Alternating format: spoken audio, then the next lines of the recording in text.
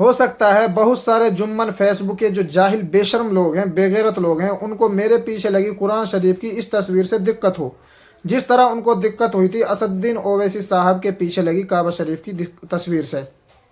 क्योंकि उन्हें यह लगता है कि अगर वो इस्लामी शायर को, दाढ़ी को, टोपी को, कुरान शरीफ की तस्वीर को या जो इस्लामी शिनाख्त है उसको टारगेट करेंगे तो वो कूल दिखेंगे, वो सेकुलर और लिबरल दिखेंगे।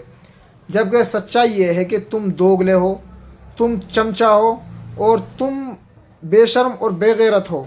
इस तरह तुम कूल नहीं दिखोगे। चाहे तुम्हारा दुश्मन ही क्यों ना हो, वो तुम्हें बेगैरत समझेगा, तुम्हें बेशर्म समझेगा और तुम्हें दोगला कहेगा। और अगर तुम ये सोचते हो कि इस तरह इस्लामी शायर पर उंगली उठाने से तुम कूल दिखोगे, ये लोग तुम्हें पसंद करेंगे, तो तुम्हें कुरान शरीफ की इस आयत को अपने जहन में रखना चाहिए। वला नहीं होंगे जब तक कि तुम इनकी इत्तिबा ना कर लो, इनका मजहब इख्तियार ना कर लो। इसलिए इस्लामी शायर को, दाढ़ी और टोपी को टारगेट करना बंद करो। सेकुलर और लिबरल होने का मतलब ये नहीं है कि तुम अपनी शिनाख्त छोड़ दो, बल्कि सेकुलर लिबरल होने का जो पॉजिटिव डेफिनेशन है वो ये है कि तुम अपने दीन पर चलो, दूसरों को अपने दीन पर चलने दो, उनके दीन की तौहीन मत करो। अगर हिंदुस्तान एक हकीकी जमहूरियत है, एक डेमोक्रेसी है, तो डेमोक्रेसी का मतलब क्या होता है? हर किसी को यहाँ पर अपना पॉलिटिकल रिप्रेजेंटेशन करने का हक है, हर किसी को चुनाव में हिस्सा लेने का हक है। तुम्हें क्यों दिक्कत हो रही है?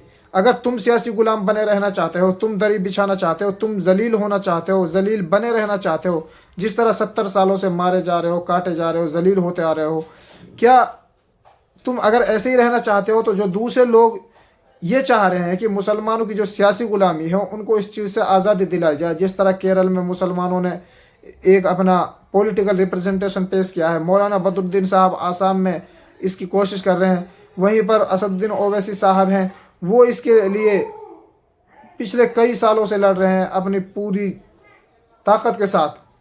तो जितनी दिक्कत दूसरे गैर लोगों को नहीं है, उससे ज़्यादा दिक्कत इन बेशरम लोगों को हो रही है।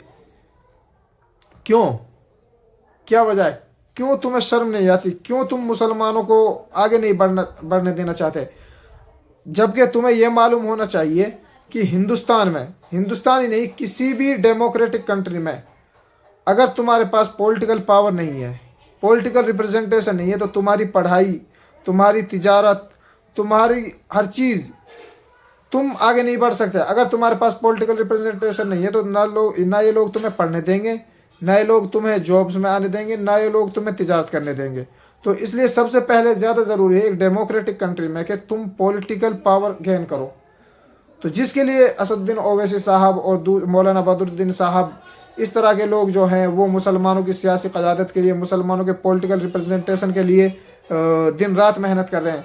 अरे इन लोगों ने गोलियां खाई हैं, लाठियां खाई हैं, जेल जेल देखी है इन लोगों ने मुसलमानों के लिए।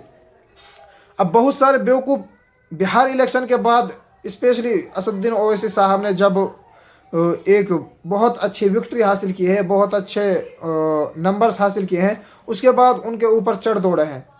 और ख़ास तौर से मेवात में इस तरह के बहुत सारे लोग उभर कर आए हैं। ऐसा लगता है कि शायद इस चुनाव से पहले वहाँ पर कांग्रेस सरकार थी, जो अब असदुद्दीन ओवैसी साहब के बाद आने के बाद हार गई है। अरे वहाँ 2005 में भी बीजेपी थी, 2009 में बीजेपी थी, 14 में भी, 19 में भी, 24 में भी, और आने वाला टाइम में बीजेपी रहेगी अगर इस तरह की हरकतें इन लोगों की रहेंगी।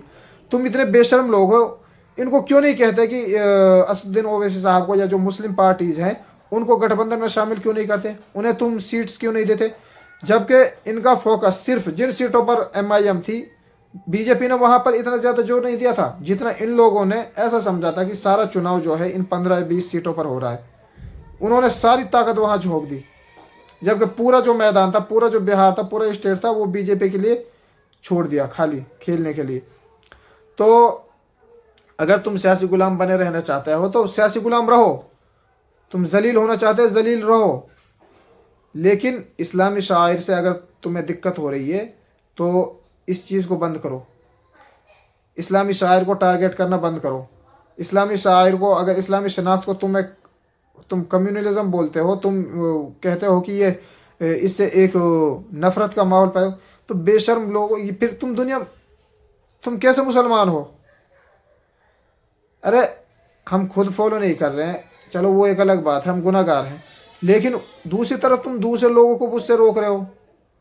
दूसरे लोगों को उभार रहे हो कि इस्लामी शायर को टारगेट कर रहे हो, तुम्हें शर्म आनी चाहिए। अगर इस तरह की तुम्हारी हरकतें बंद नहीं होंगी तो तुम दुनिया में तो जलील हो गए ही, इंशाल्लाह उम्मीद है कि तुम आखिरत में भी जलील होंगे।